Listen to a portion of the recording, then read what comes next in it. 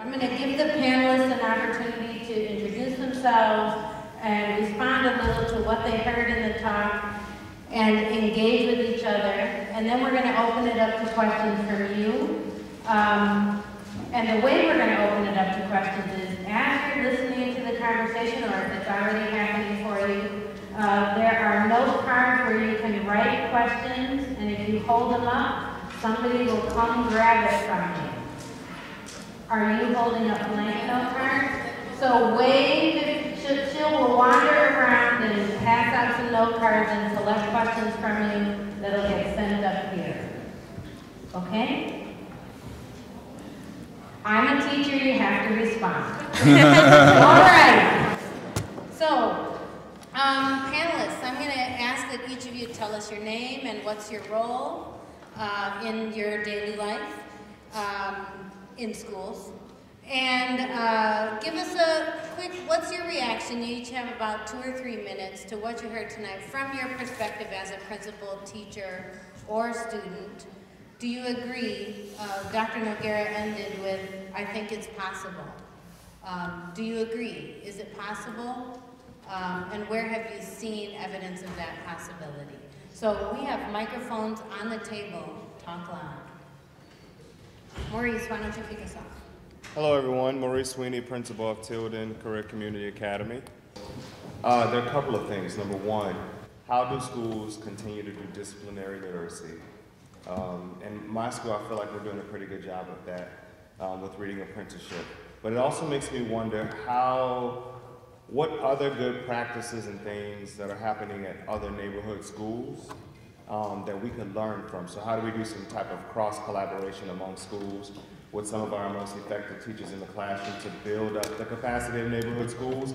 And what might it take for neighborhood school leaders and teachers and the teachers union to really present sound arguments and highlight the great things that we're doing so that we can help impact policy within our schools?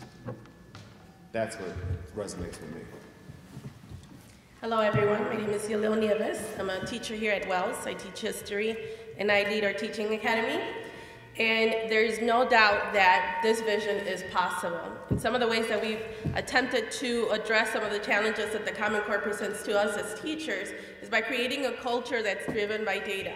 We're constantly collecting data, not only on teacher indicators, but of course we want to fully understand where our students are at and what we need to do to move them forward to make sure that they achieve mastery in all Common Core standards. And our focus is every student. We believe very strongly as a school, every teacher in this building, that we can make sure that all of our students are performing at or above grade level. So we've done that, as I said, by creating a culture that's data-driven. So the instructional decisions that we make, the supports that we seek out, reflect the data that we collect throughout the year. At the department level, we've instituted a data-driven instructional cycle, again, which require us to collect student assessment data. We meet as a team regularly to plan, collaborate, analyze student work, analyze student data, and every single instructional decision that we make comes from that data that we gather. Another thing that you mentioned that is extremely important for the work that we do is these relationships that we establish with our students, and that is one of our major goals, not only to support our students academically, but make sure that they have the social-emotional supports that they need to be able to come to school and learn. So we focus on our students, again, not just academically, but we really seek out to understand all their needs in order to be able to address them all and the needs of every one of our students. Thanks, Yalil. Thank you. Hello, my name is Velazquez. I'm with the Loomis Neighborhood Association, and I also attend Kelvyn Park High School. I'm a senior. I also work with Voice of the Youth for Chicago Education, and I just want to give a thank you for coming out and speaking. And I completely agree with everything you say. It was I don't know, it was something I wanted to say, but I don't have the words to say. But yeah, I was just wondering how we could get more of that in our schools, more implementations were the school in New York. and how we can like just offer more support to teachers too, because it is true we're not going to get anywhere by blaming each other. This is like just where we can, or who's willing to like work with us. But yeah.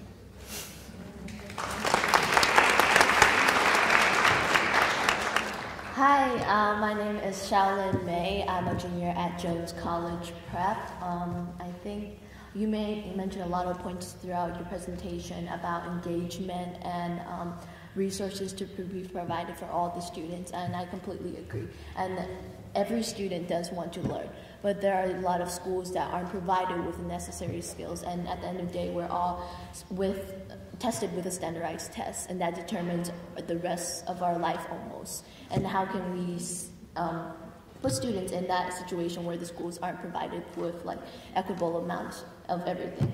And that I've seen students, I'm a student, and we all want to learn something, and I think we just need a lot more collaboration within Chicago, and definitely more engagement from staff within the school. Not necessarily just teachers, but also principals and deans, counselors, and all that, so we can actually get something done, as well as the upper people with power. Mm-hmm. Thank you. So I'm going to jump off of the theme of engagement, and her time is up. So you laid out a picture of engaging in a classroom, that there's behavioral engagement, affective engagement, cognitive engagement, right? I want to ask the panel broadly, have you seen that? What support do we need as a principal, student, teacher to really extend that for students? How do we make that happen more often, be the norm in classrooms?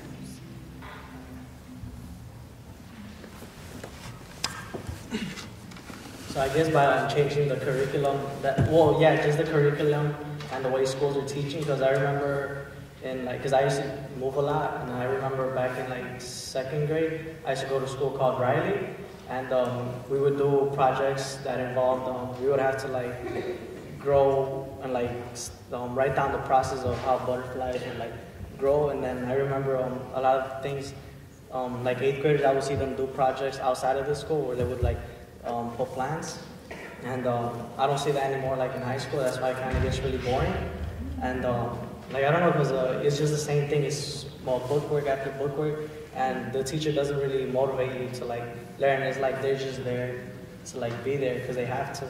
And it's like the same thing with students. Like if you don't motivate them, then they're not gonna want to learn. Like it's true, everyone does want to learn, but it's just the resources and the way we're being taught isn't like good, or like it doesn't work for everyone. And like I'm not saying nerds are a bad thing, but one of the problems I see with like the really smart kids is that they don't really know how to socialize with each other. Like they're real quiet, or they don't know how to approach other people. And that's like really bad because they're like really smart, but then they can't talk to somebody or work in a group. Like they'd rather be alone. And when you work with other people, it's like a lot better because you're able to get other ideas or things you wouldn't think about. So yeah. I think as Jesus just mentioned, we have to remember as educators that the working that's taking place in some of our classrooms doesn't work for everyone. We have very unique learners, and we need to tailor our instruction to meet the learning needs of all of our students. And that really comes, I think, from really knowing your students. Go back to something I mentioned before, having that information about your students' abilities, the areas of growth, areas of need, it's really going to impact how you approach instruction in your classroom. And we really need to move forward to making learning student-centered so that we are engaging them in instruction that's meaningful to them because it connects to their background or it connects to their experiences. And that doesn't mean that we're moving away from standards. That just means that if we want to fully engage them, we need to address standards in a way that it's relevant for them and their lives, and of course, it's going to prepare them for college. I think what's interesting too, before we became teachers and principals, we were once students. And I wonder just along the way, did we lose some of what we wanted and expected and needed from the adults in the building? And how we, in some way, have kind of just recycled the way school has always been. And so how do we take the moment to pause and like reflect on our own practices, needs, and desires, and remember that we were once kids? And sometimes kids just want to talk. And sometimes I think what's important is that we spend time just shooting the breeze for a few minutes with kids. It's even a part of the REACH framework. It's still made 2A, right? Creating an environment of respect and rapport so you can still, I mean, it doesn't kind of get your evaluation, right, to get to know students. And I think we also have to remember, if we can't explain to kids why this stuff is important, then we shouldn't be teaching it. Or we should be investigating why it's important. We have to make a choice, right? Why do I need to learn polynomial rules? What is that? If the teacher can't really make that connection and see the relevance for kids, then what we're doing is having kids go through this computation piece. So I think part of it too is like, so how do I remember that I was once a student? How do I make it culturally relevant for kids as well? And how do I take the time and how do we as schools create a safe space to say, you know what? Teachers who are most effective understanding the kids. They know what their scores were at the basketball games. They know what they enjoy eating for dinner. They know when they know the facial expressions that kids make when the night didn't go as it was planned. So kind of taking the risk and taking the time to just do it. And we as administrators also have to do that with our teachers, okay? You want to add something, Lynn? Oh, wait, yeah, we have. Go ahead. You gotta get this mic. Yeah. Well, one thing I wanted to add too, I forgot, is well, everyone was talking about relationships, and I remember in grammar school, we would have one teacher, well, up to like 7th grade, we would have just one teacher for the whole day. So we would learn like English, math, and reading from her, or him. And I remember that just the connection between the students and like, it gives you the family feeling too. And I just remember having like a more like wanting to go to school in grammar school, because the same thing, I would already know, like I would see my friends and we would talk about like, you know, the same thing, or like who was playing soccer with who, or who won or who lost. But yeah, I just think that relationships with teachers and students is like really important. Yeah, back to what Jesus said. I think the most important thing for me is having a relationship with the teachers, and actually teachers that care, instead of insensitive teachers that really don't like their job. And it becomes really dreadful going to class because I don't like you, you don't like me, why are you teaching here? And that, even if the class is something like I hate, like history, as long as the teacher actually... Oh, sorry. I like this. But it's the teacher makes me want to be there. I like the teacher, and it gets me really engaged just being with the teacher. And there are classes where it's too difficult for me, and it's so dreadful just wanting to go to class. Or there are classes that are so boring. But at the end of the day, if the teacher's there, I'm okay being at the school. Anything you want to add? You know, I would just encourage you, because you said you hate history, and we both reacted, we both love history. But think about, and I'd say this to everybody here, think about a teacher that got you to like something you didn't like. Right? If you were, hopefully you were lucky enough at some point to have a teacher like that. And what did that teacher do to get you to overcome your dislike, your fear of the subject, to get you to now reclaim it and say, yeah, I can do this, I can do history, or I can do math. That's powerful teaching, right? And we need to learn from those examples. We don't learn nearly enough. So I encourage you all to respond to each other or ask each other questions as we go along. From the audience, I'm pretty sure we all know that someone here is referring to the market system of schools, where Chicago is creating selective enrollment schools and charter schools and a variety of kinds of schools. This person is asking, what do you see as the impact of the market system of schools on public education, and in particular neighborhood schools, and how do we deal with this? Do you want me? You can, but I see Maurice now. You want to go, Maurice? So being a person who didn't start off in Chicago public schools. I found it very interesting when I called it the tiered system, where all of the, you have the selective enrollments that do their thing, and you have the charter schools that get their share, and then some magnet schools come in, and then neighborhood schools that have a good, strong history and have a higher trajectory, and then we have the final group of neighborhood schools. And I thought it was very interesting because I thought, how do we establish feeder patterns and consistent structures for kids where schools collaborate across schools, especially around 8th and 9th grade, to really, really support kids. So at first I was offended, to be honest with you. But once I got past the offense, I thought about how I do think part of it's hurting schools, but I think it would be okay if we found a better way to do equitable things for neighborhood schools.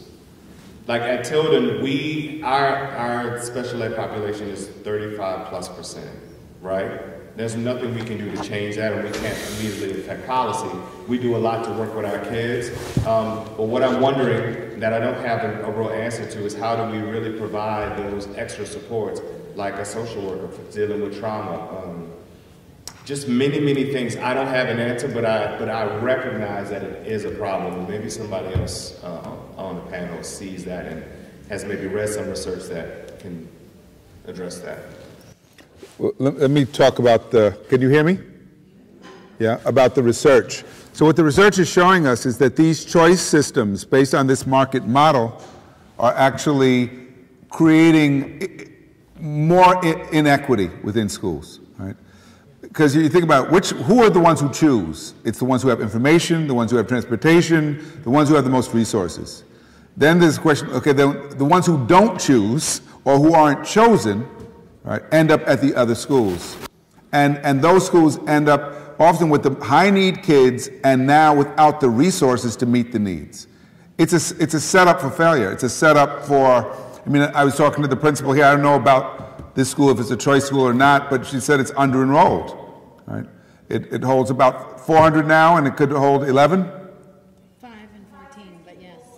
Okay, so it's about halfway what it could be, or less. And it's not even efficient use of the resource, right? It doesn't make a whole lot of sense in a system that's, that's under-resourced as it is. So if you're concerned about equity, this kind of a system makes equity harder to realize. Yes, please. So I was just thinking, I don't think charter schools, selective enrollment schools, and all those different kinds of schools that aren't neighborhood schools are bad things, because at the end of the day we have options if we don't think our neighborhood school is fitted for a lot. And I honestly don't think a lot of the neighborhood schools are fitting because of their history. It's scary for a lot of kids. For me, my neighborhood school, I didn't want to go to because I heard bad things about the kids and the education. It was scary, and for a lot of immigrant students too. Our own neighborhood school was scary. We had to go to specifically Kelly High School, which has provided the Cantonese resource. So how can we change, neighborhood schools that are badly recognized for what they have? Can I? Yes. I kind of am familiar with them, but I think charter schools are affecting our neighborhood schools because, just for the simple reason that our neighborhood schools are already getting funded really small. I don't know, it just doesn't make sense that they're opening up a lot more schools, and it's really close. It's usually a block or two from the neighborhood schools.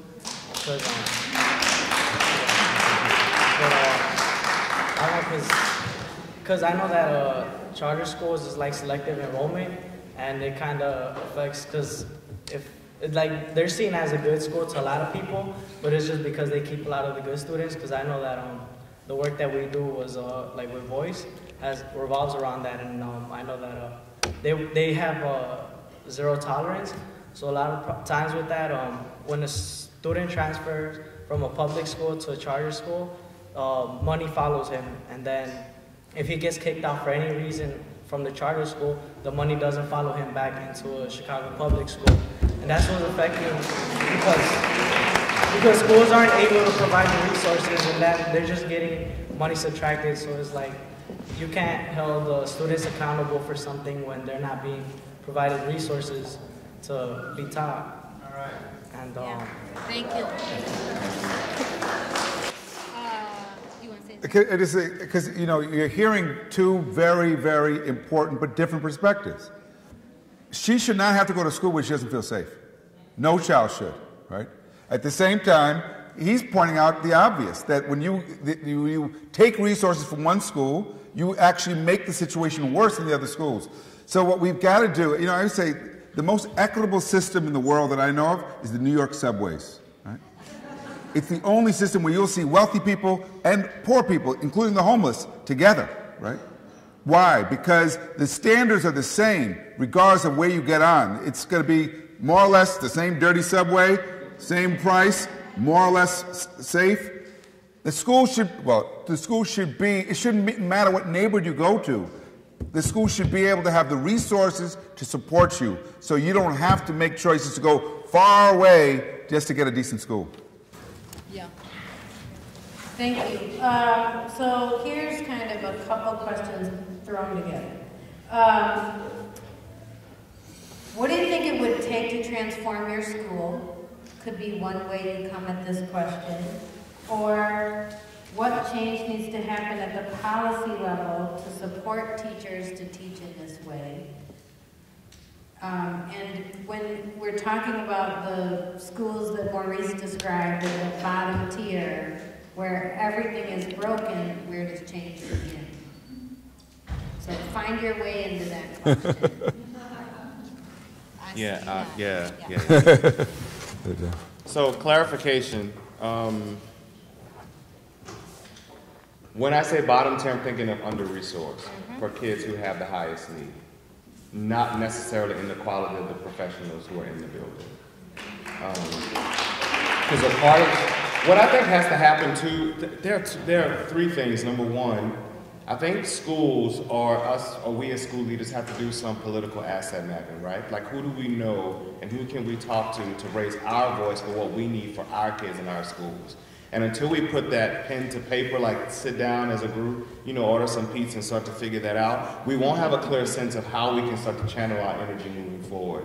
The second thing, and this is from my teachers union people, I am a supporter of teachers unions, even as a principal. What I think the teachers union does not do well is represent the good people who are in classrooms. I know you won't clap for that. However, I read one of your teachers union magazines, and all it pointed out was the bad stuff that was happening in schools. And surely there are good people in this building right now who do great effective work, who should be submitting stories so that we can have the public to recognize that teaching is an honorable profession, so that your voice can be elevated so that people will begin to listen to what you have to say. The third thing is, I think we have to pull out we have to make some connections to the schools that you named, right? To see what are people doing and how did they eventually impact some policy changes within their district, and what was the ebb and flow of actually causing change.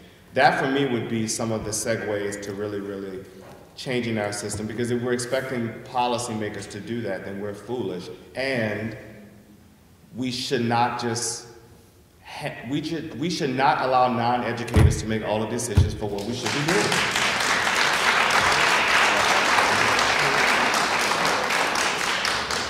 So I mentioned earlier how important it is for us as teachers to understand the needs of our students, but I think in general we also need to understand that teachers are engaged in a learning process, and that learning didn't end when that certificate diploma was earned at the university level. I think we need to promote this culture that makes it okay for teachers to continue to develop their craft, to continue to learn from each other, to have the time to collaborate, especially when we're bombarded with a number of new standards. So we need to understand that this is a learning process, not just for our students, but for educators as well. And that's what's going to take to see growth and change.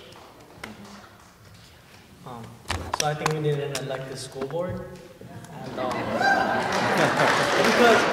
because it doesn't make sense that CPS is sending people who don't really know what the problems in our communities need. Like, they're sending people who are wealthy, who gone to like college, and they don't really know what the school is needing. And following up on like kind of what you were saying, like I think our school would improve a lot more if teachers were able to teach their own way. Because I know at Kelvyn Park we've had over like 5 principal changes in the last like 4 or 5 years, and so it's like there's no order, or like it's like I don't know. There's always like it causes really small things like you wouldn't think it could make a conflict between teachers and students because the teachers have to follow new rules because the new principal. And they probably, and I remember a lot of my teachers would complain about it because they would get an email like the day before in the night or that day in the morning. And they can't like, they tell the student like, you can't do this or you're supposed to stop doing this, but then the student, they don't explain to the student why they're following those rules out of nowhere.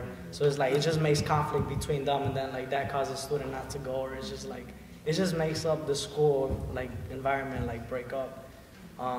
So you're saying that stability in leadership is one of the things that it would take to transform your school? Yeah, because if you don't know where you're going, then like you could basically fall off for anything. So like the teachers know what's best, especially because they've been in the classroom. They're gonna be in the classroom throughout like the whole year with the student. So they're gonna like learn how the student works. So it's like it's easier for them to like teach at their own way. Like if they know that they could only teach one student when he's like alone, then like I don't know, they should be able to do that without getting that on their evaluation. Like, because I know like they're getting a lot of the teachers are being like leaving my school because they're being evaluated too hard, and like that's affecting them because like you were saying earlier, most of the time there's really good teachers, the teachers that students look forward to like going to class. Because like I don't know, I didn't go a lot to school a lot my freshman year or sophomore. But I remember I had this one teacher for English, and I don't like English at all. I hate writing. Keep it short. And like I would go to his class. I remember I would like leave, but I would come back just to go to his class because like I would have a connection with him, and like the bond, like it would make me want to learn. Like it would motivate me just to go to the classroom. Thank you. Okay, this is for Dr. Noguera. Can you describe what equitable funding means at a district level?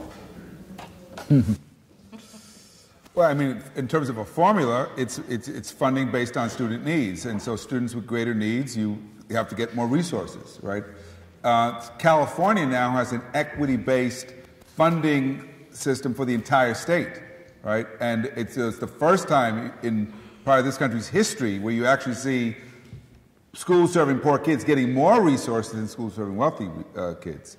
So, you know, it can be done. New York City was supposed to have developed one, except they continue to systematically underfund large high schools. But at the elementary level, you do see more equity in the funding based on, again, about student needs.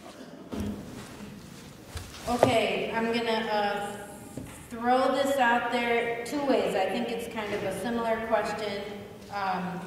Since we actually know how to help all students succeed at high levels, how can we develop the political will to make that happen, to convince the middle class it's not a zero-sum game? And why is it that the leadership of urban school districts are unable to implement the paradigm of success you described? So somebody's asking it in a positive frame, someone the other way, what's the obstacle? It's directed at Dr. Noguera, but if you guys have additional thoughts, let's share. So what was the first one again? Since we know how to help kids succeed at high levels, how do we develop the political will to make that happen? And the question I thought also said something about the middle class, because it goes back to that choice thing, right? Middle class people always have choice. Because even if they'll move if need be. They'll put their kids in private school. They will do whatever they can. They are not going to put their kids in a school they think is not fit, right? And so if you really want to see integrated schools, schools that are integrated by race and class, we've got to focus on high-quality schools in all neighborhoods.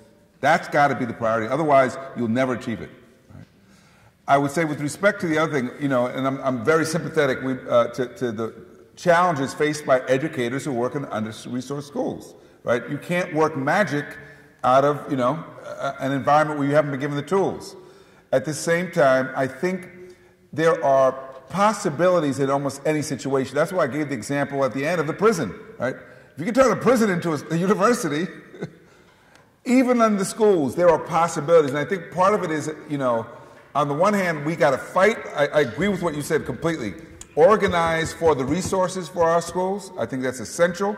At the same time, the kids are showing up every day, and we got to be organized to meet them and figure out, okay, how do we make it worth their time? Because their time is right now. They can't wait till we get the right mayor or the right superintendent. Their time is right now. And so we've got to figure out how, to the best of our ability, to make this situation work, right? So we got to do both.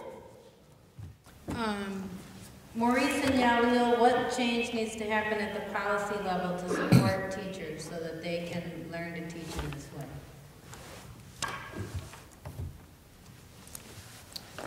I don't know if the policy level is too high level for me. Maybe at the school level. I think teachers have to be designers of learning and put in spaces in community to really, really take time to design learning. And what I mean by that is, like, if we've been asking ourselves this question at Tilden: if we were to have our PD scored like a reach observation, where would it fall on the continuum? Like, would it be unsatisfactory, basic, proficient, or distinguished? And so if we want to change how we want things to happen in the classroom, we first, as the leaders in the building, have to consider how we are educating ourselves and our teachers. And I also think we, as teachers, also have to be willing to take the risk to do things differently if we take in the time to design it well. Because good teachers really don't get fussed at. They just don't, right? They do some things off the script, or at least not by me. They do some things off the script, but when you find that they really take the time and design it with people and learning experiences with people, the quality of education that kids are receiving causes the class to go well and kids to learn at high levels. So if you have a script, are there good pieces of that script that might be helpful to the lesson that you really need to create? And then how do you also create the community within your school, even if it's not doing like a principal director time, to say, hey, I need your support in helping me design this. I think it might go well. And even talking to some of our kids to see, do you think you would like doing this in class? Does it make sense to you? And allowing them to have some sort of input on what they're actually going to learn. And also recognizing that kids come to the school with power and intellect and influence and will and smarts, and bringing them in to be contributors to that lesson design and to how they educate their peers in the classroom. I completely agree with what you just said. I think that there really needs to be a culture of collaboration between all key players. And as I said before, we need to understand the needs of teachers as well. You mentioned PD. I mean, when we plan professional development opportunities, were these planned based on the needs of your teachers, for example? And so if we expect our students to grow, we also need to determine what our teachers need to ensure that our students are growing. And as you mentioned, collaboration is extremely essential. We, as educators, need the opportunity, should be encouraged, should be participating in opportunities where we're learning from each other and we're learning from our students as well. Because we're, again, educating students who, at times, we have to convince them that what they're learning is relevant, and so they need to be partners in the learning and the goal setting if we want to see growth. You're off the hook on that one. Can anybody talk about specific examples of youth-led activism or initiatives to foster this kind of teaching and learning in schools?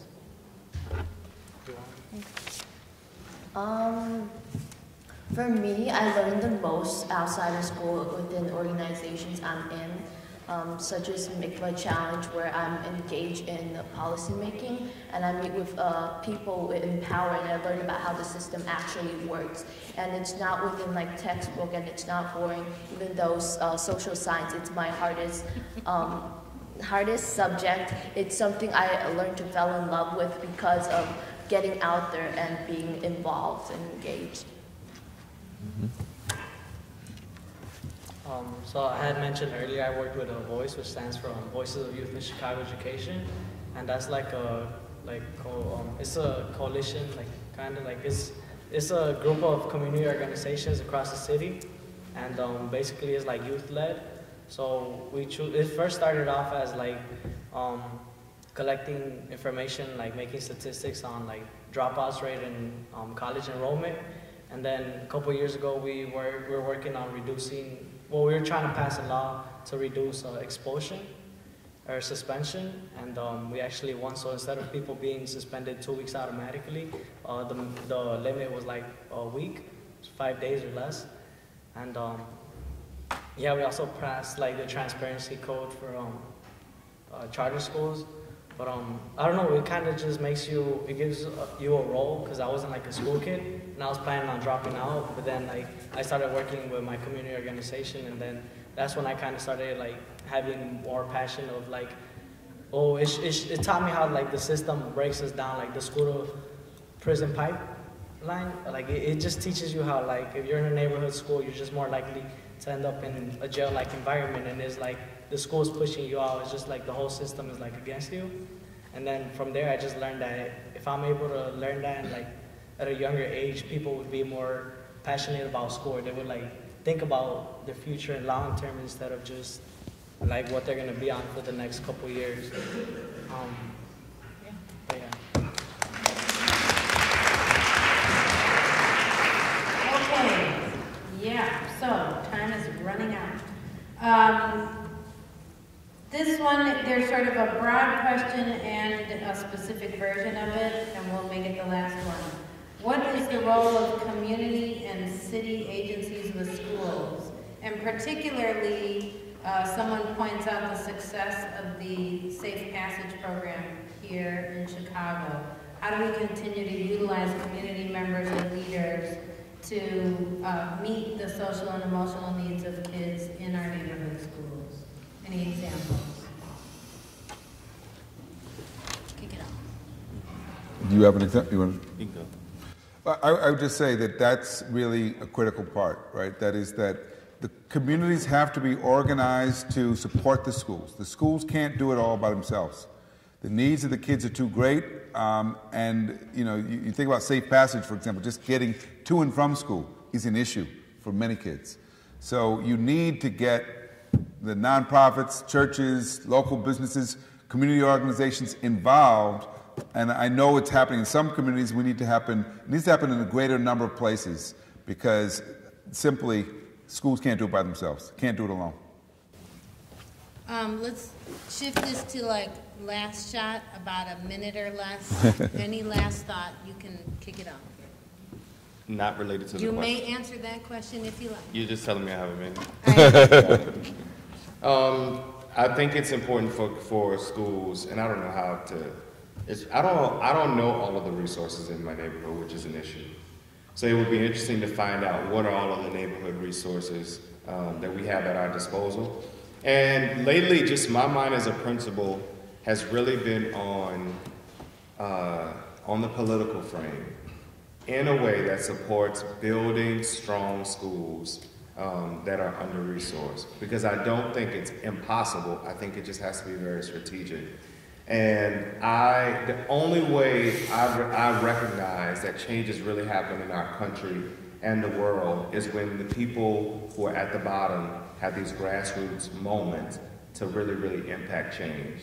And so the lesson that I'm learning for myself is, Maurice, stop waiting on somebody else to do it and just connect yourself with other people who you know have the same drive, will, and grit to really, really help to make things happen for our kids. Because if not, we think things are shifting. They will continue to shift when we start to retire and there's no money there too. So there's also an economic thing that's happening as well.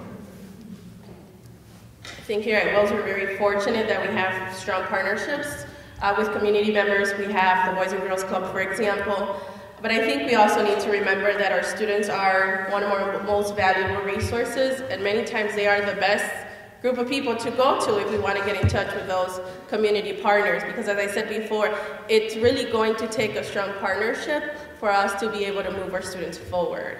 And so many times the answers are sitting right in front of us if we just use and see our students as the resources to get us connected to other partners. Thanks. So yeah, I don't know, just joining a community organization or other activities that's gonna make you work with like other students. Because I don't know, like if you end up working like in a program or any type of sport with like somebody you don't like from another neighborhood, like I don't know if it's like gang or just because you don't like him just because he's from another neighborhood, you can end up doing the same sport or club and being like, damn, we have the same interest. And then that breaks up like the cycle of students like being scared of like getting to other places, and it makes their opportunities for like other views outside of that community, like I don't know, like just being able to go outside of just that like small little neighborhood that they're in. Thanks. Lynn? I think communities can definitely do a lot better just knowing what kind of resources are out there. And I remember in my old school, in elementary school, we would collaborate with the community restaurants out there to get more funding as we would participate in going there to eat. And then they would kindly give like 10%, 50% of the funds they earn. Or sometimes they would have all the money they earn going towards the school. And then there are a lot of clubs out there. Our community a recreational center would also host events, and there are things that can also do within the high schools, but we don't know where actually our high schools reach out to, and a lot of the community organizations don't know that's even their neighborhood high school. Last one. I'll just share a quick story. I mentioned I was doing work in South Africa, and it's in the townships outside of Port Elizabeth, one of the cities on the Cape. And these are very, very poor communities with high rates of kids who are orphans and high unemployment. And so they're organized, and the communities have to be very organized to get resources. And in some cases, the teachers weren't even being paid for months at a time. So the parents organized to go to the ministry, and at one point they even captured a ministry official, and we're going to hold him in a closet until he got the resources. And the principal of the school was leading the march. I said, wow, that would never happen in the United States, that the principal was leading the march. He said, listen, if I don't march with them, they'll be coming after me. So it just speaks to this point. I mean, that we have to recognize our fates are connected, right? And if, the schools need the community, but the community needs the schools too. It's hard to imagine seeing your communities strong and vibrant places with schools that don't function. Can I also I'll be quick. When I used to live outside of the city, just a small town, I feel like it's more connected there because in the city we're all so big, but at the same time we're so self-centered because we don't know who to reach out to. And in my small town community, everyone knows each other, and the parents are engaged because we all know like who owns which restaurant, which organizations, and who to reach out towards because we're so close and connected. And we have that relationship, but it's a lot harder to build within the city because we're so big. But we can do a better job reaching out towards the community and throughout Chicago or even within our own neighborhood. Thanks, Lynn, for the last word. Would you please join me in thanking our panel?